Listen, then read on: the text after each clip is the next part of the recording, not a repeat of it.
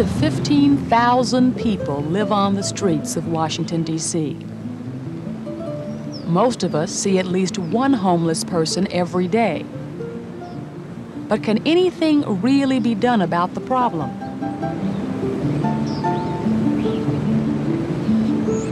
Strange as it seems, these run-down old rooms represent a ray of hope for some of these people.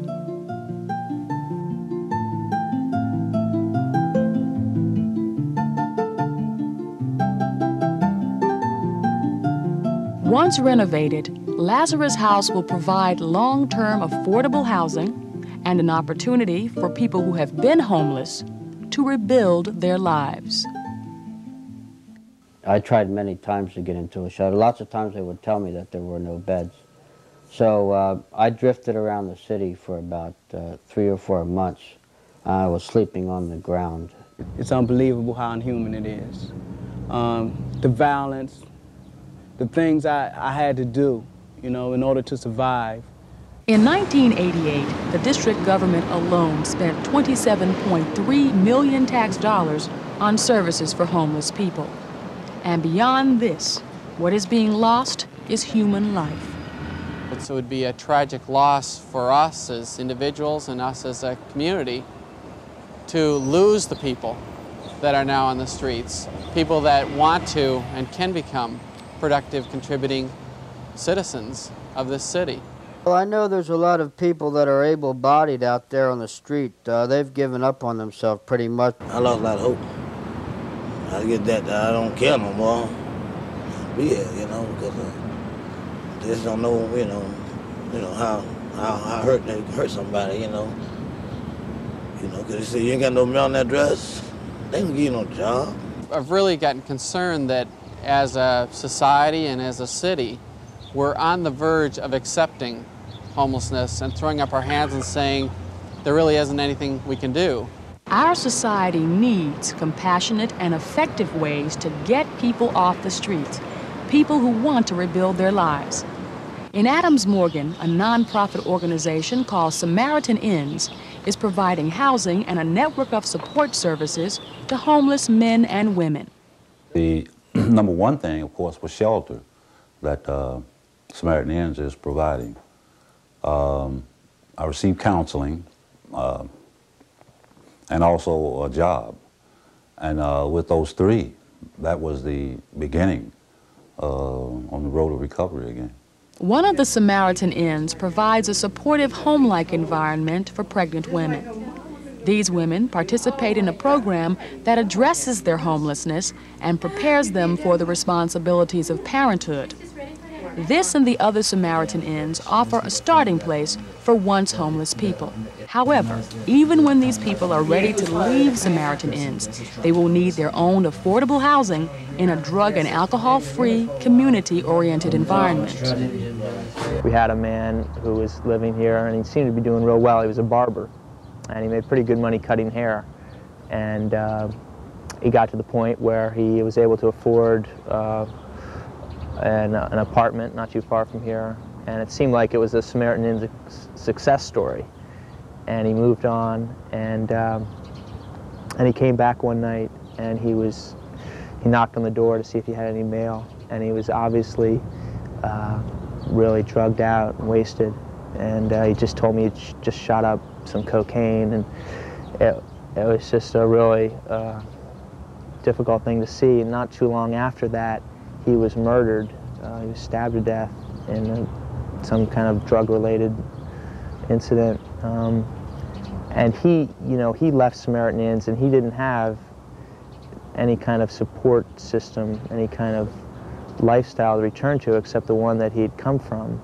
To meet this need for long-term affordable housing in a supportive community setting, Samaritan Inns is establishing Lazarus House.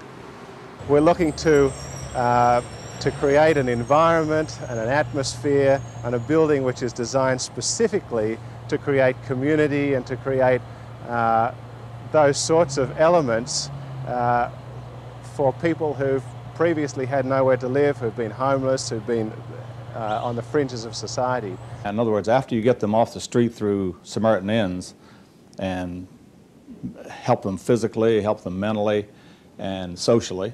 Then they are ready, or hopefully they'll be ready, to move in and be on their own, to get them a job, and to let them progress further in their own development, which is what this does, because they'll be on their own, they'll have their own job, they'll be paying rent, so they'll really become part of the community. And I don't need to be around nobody that's using now. I need to be around people that are clean and sober, you know. So that way, if I have any problems or thinking that I might want to pick up, I could talk to somebody. I feel I just got to be around strong people. The residents of Lazarus House will be given social services support to sustain them in employment, housing, and their ongoing development. Tutoring, job training, and employment counseling will all be available. But like to get back in the work field, you know, through some type of program of maybe going to school, taking a new training, some training, you know, like to get in some type of employment that I will be able to do in the near future. I need job training. That's what I'm doing at Cana. That's an office situation. I'm not accustomed to office. Rents at Lazarus House will be affordable to the residents, yet allow the building to be completely self-supporting. Each resident will have a private bedroom and share living, dining, kitchen, and bath facilities with others. In this way, Lazarus House combines privacy, economy, and community. While we're looking at working with a population that is no longer homeless, they are likely to be homeless unless there are structures like this, unless people have an opportunity to go into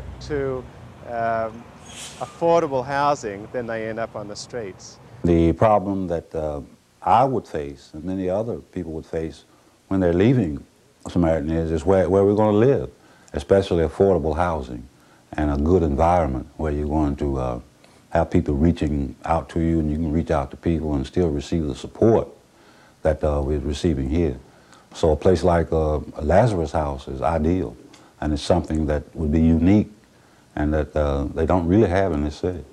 In July 1988, with $1 million donated by Washington area businessmen Jim Clark and Oliver Carr, Samaritan Inns purchased a vacant apartment building at 14th and Euclid Streets Northwest.